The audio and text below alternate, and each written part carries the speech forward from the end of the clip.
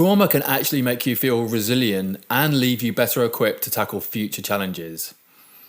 To help you start growing after a traumatic experience, I want to give you 5 of the most effective strategies for post-traumatic growth. Hi, I'm neuroscientist Dr. Ben Webb, and I want to help you cultivate a healthy brain for a mentally healthy and happy life. Welcome to episode 59 of Better Brain, Better You.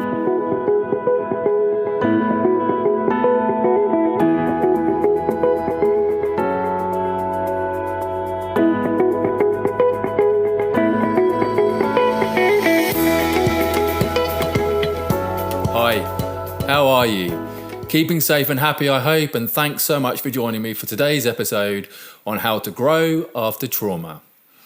But before we get started, I'm really excited to tell you about our upcoming Healing the Traumatized Brain workshop with clinical psychologist Dr. Zoe Webb.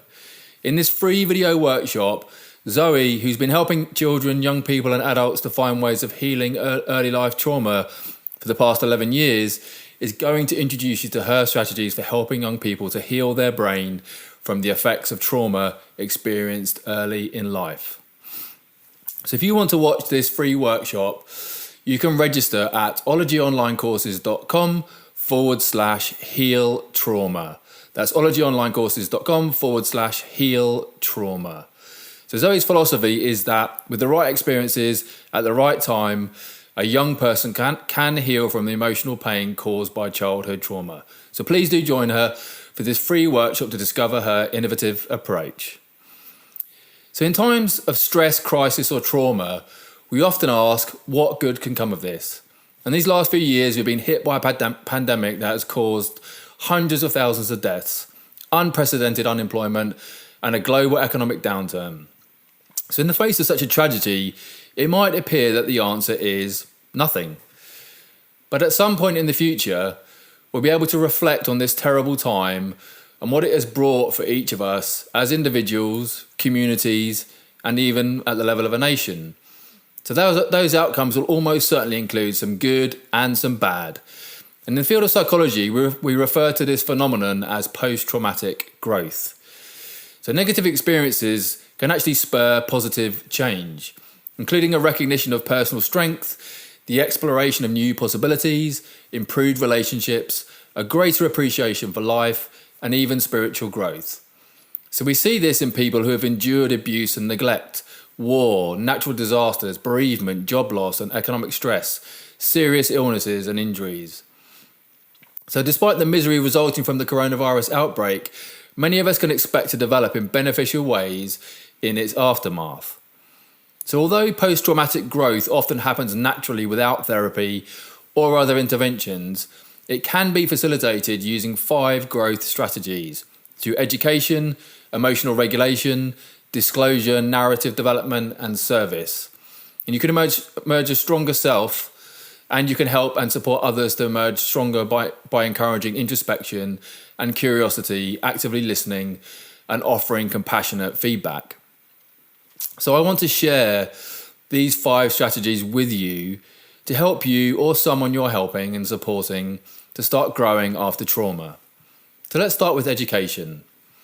To move through trauma to growth, you must first get educated about what the trauma is, a disruption of your core belief system. So before the pandemic, for example, many of us thought we were safe from the types of diseases that endangered people in the past, that bad things happened in other parts of the world, but not ours, and that our social and economic systems were resilient enough to weather all storms. Well, none of that was true, was it? So now we need to figure out what to believe instead. And when our assumptions are challenged, it's confusing and frightening and tends to produce anxious, repetitive thinking. Why did this happen? Who's in control? What should I do now? And we are forced to rethink who we are, what kind of people surround us, what world we live in, and what future we will have. It can be emotionally painful, but as research shows, it can also bring forward change that will be of value. We must begin by learning and understanding that truth. So I lost 2/3 of my lung to an unknown infection in my 40s and really initially struggled to cope. I was a decent runner in my younger years, but after the surgery I struggled to walk up the stairs without getting out of breath. But I soon realised that my changed circumstances would require me to reevaluate my identity. I had to figure out what was next in my life. I was lucky to be alive. Part of me didn't want to face my future, but I knew I had to. And that was my first step in having more compassion for myself, accepting my limitations without being limited by them. So as we move through the current health and economic crisis, consider how you can reinforce to yourself and others the recognition that it may have a positive as well as a negative impact.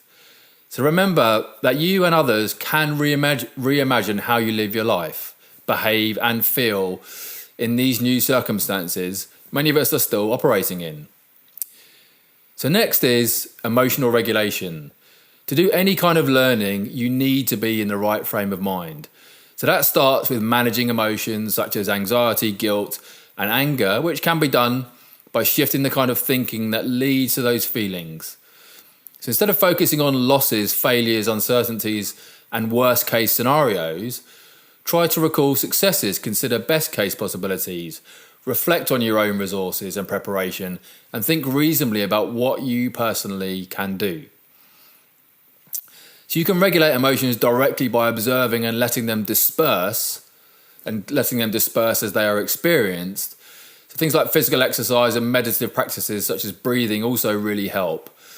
Employ these techniques yourself and share them to help others. So acknowledge that circumstances continue to be both challenging and frightening. Then demonstrate poise under that pressure and encourage more frequent communication so that people feel less isolated and see their collective emotional strength more clearly. So moving on to disclosure. This is where you should talk about what has happened and is happening, its effects, both small and broad, short and long term, personal and professional, and what you are struggling with in its wake. Articulating these things really helps us to make sense of the trauma and turn debilitating thoughts into more productive reflections. And if you're helping someone talk about what it's been like to experience a trauma, asking a lot of questions can sometimes seem like an intrusive interrogation spurred by curiosity rather than concern. So it's best to focus on how the impact feels and which of the other person's concerns are most important in the here and now. And in a shared crisis or trauma, you can start by speaking openly about your own struggles and how you're managing the uncertainty and pain. You can then invite others to tell their stories and listen attentively as they locate their difficulties and come to terms with how their challenges and losses compared with those of others.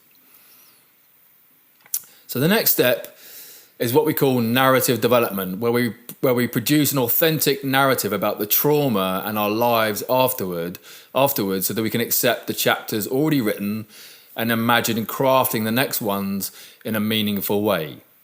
So your story and the stories of people you're helping can and should be about a traumatic past that leads to a better future. So when you're ready, start to shape the narrative of the trauma for yourself and those that you're helping. How has it caused you to change your priorities? What new paths or opportunities have emerged from it? Look to inspirational stories of people who have recovered from trauma, like adult survivors of childhood abuse and neglect, for example. Study and derive hope from them and remind yourself and those connected to you to do the same. So our final strategy is service. People do better in the aftermath of trauma if they find work that benefits others. Helping people close to them or their broader community or victims of events similar to the ones that they have endured.